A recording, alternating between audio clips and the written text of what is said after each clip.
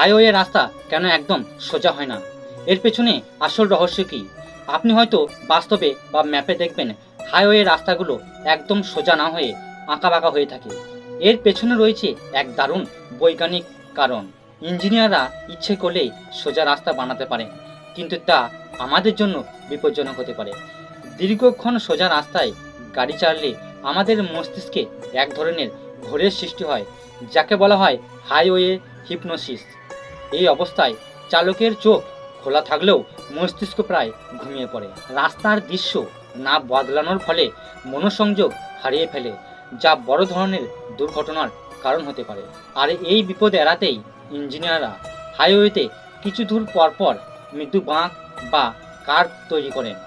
এই বাঁকগুলোতে যখন চালক সামান্য স্টিয়ারিং ঘোরান, তখন তার মস্তিষ্ক আবার সচল ও সতর্ক হয়ে ওঠে।